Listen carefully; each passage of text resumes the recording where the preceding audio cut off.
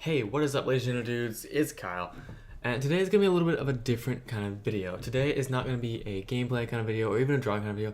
I just had a thought for a video that I wanted to do. So I'm going to start off by saying ARG, and that's the last time I'm going to talk like a pirate. But in this video, I'm going to be going through my kind of idea of leading like a pirate is what I'm going to call it, because I have come up with 7 words that start with C that I think are extremely important when you are becoming a leader. I've recently become a leader at my job. I've been training people both for leadership and for the job for a little bit now. So I've had some time to look at good leaders and bad leaders, and as well as my own leadership and the leadership of those who are up and coming. And I can kind of see where these things are good and bad. I want to share it with you guys. So I'm going to start off with 3 C's that are not necessary for leadership. 1 is command. You don't actually have to be in command of anyone to be a leader. You can be a leader without having any kind of authority. And we'll get to that a little bit later. The second is charisma. You don't have to make people don't have to like you just right off the bat just by talking to you in order to be a good leader. I'm not very good at talking to people. I don't enjoy it at all.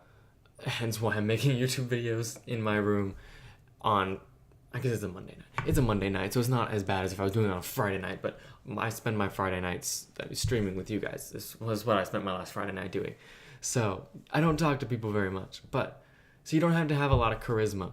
The third C is confidence. You don't have to have confidence to be a leader. Confidence definitely helps. All of these three things are helpful for sure when you're trying to be a leader, but none of them are necessary. So to start off, the first of the 7 C's that I think are essential to being a leader is going to be competence. You have to be able to do the job, basically, and it's in the most basic sense. So when you're trying to lead someone, you can't lead someone to do something you couldn't do yourself. I've seen leaders who tell people to do things that they can't themselves do, and I don't think that that's great. There's a difference between being competent and specializing, if that makes sense. What I'm not saying is you have to be the best. You don't have to be the best at everything to be a leader. When I lead people, there are people who do their jobs way better than I ever could, even when I am leading them. But I could do the job competently if I needed to.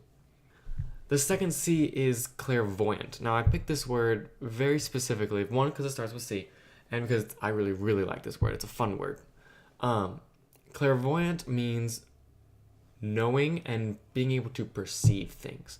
I think that's extremely important when you're becoming a leader.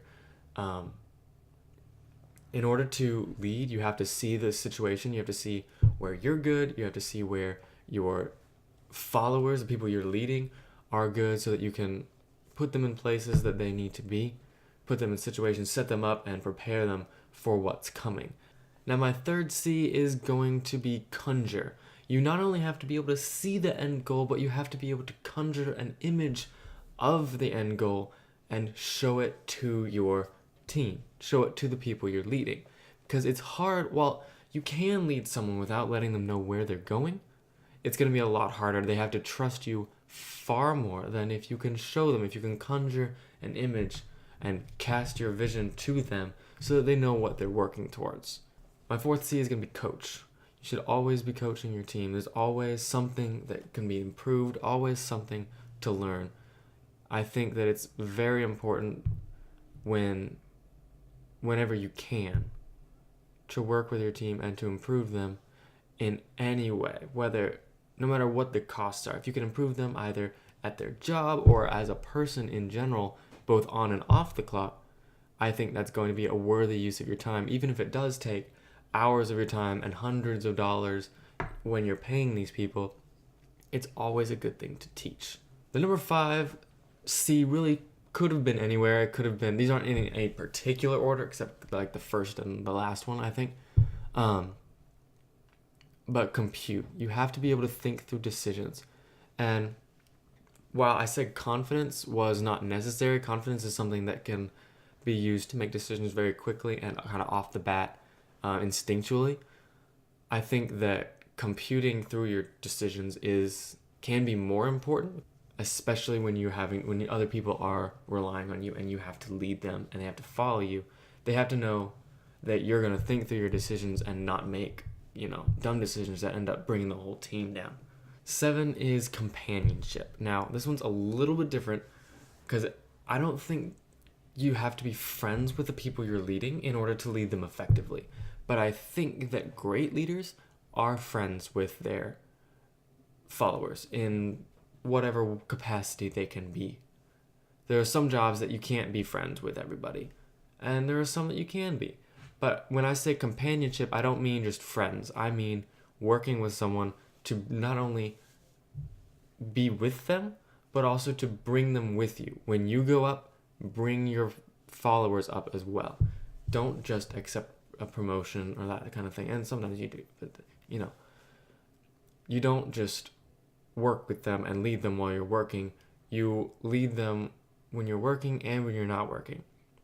You want to make sure that whenever you're improving yourself, you can bring them and have them learn that too.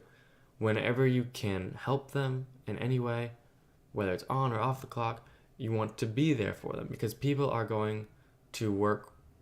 You're going to want people to work for you, sure, but you also want people to work with you. And people are going to work with you when they know that you truly are their companion. And as far as the 7th C of good leadership, in my opinion, that would be character. And it's very plain and simple. Having integrity is what's important. You have to choose who you're going to be and then be that person both on and off the clock, whenever you're working, whenever you're leading, doing anything like me. I'm cynical and sarcastic and truthful all the time.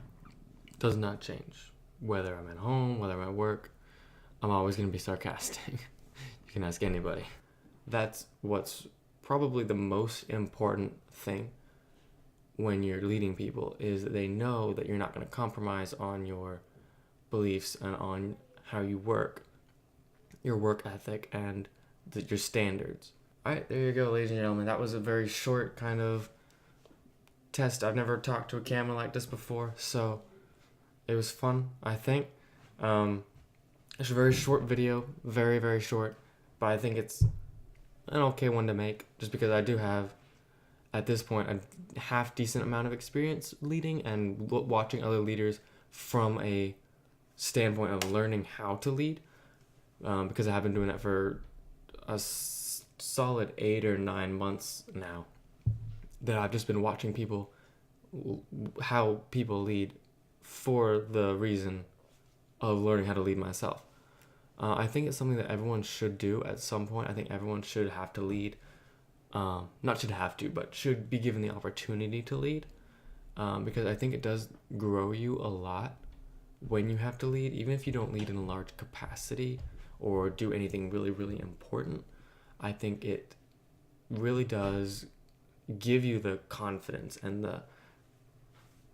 the will to do things better, I guess, because when you see your leadership and you see other people's leadership and you see where you started and how people wouldn't listen to you, but then when you continue to work with them and for them, they eventually did, and you began to lead them not from command. That's why I said command wasn't a necessary thing. Command is something that is helpful sometimes, especially with more troublesome people that don't want to listen to you. But if you can get them to listen to you and to follow you before that, just by your example and your character and the other more important C's of leadership, I think that is when you're truly a leader, when people will follow you, not because of your status, but because of your character. Because of your character, I think that's the most important part. So yeah, let me know what you thought of this kind of video in the future. What you thought of this, if you want to see some more things like this in the future. Not necessarily about like leadership or anything. I'm no expert on that for sure. But other things, like maybe some fun things. We can go through time travel theories or something like that. Because I do enjoy talking about that. Yeah, let me know in the comments down below. Like the video if you enjoyed it, and I will see you next time. This is Kai JD. Am I saying Kai JD? I say Kyle in the intro. So I'm signing out. Bye. Filming. Yes. Right there. Hey guys, Caleb, Graham, and Kate, move. They're not in the way. I gotta jump. All right. Do it. Quick. Quick. No, guys, move that way. Is it filming? Yes. Oh.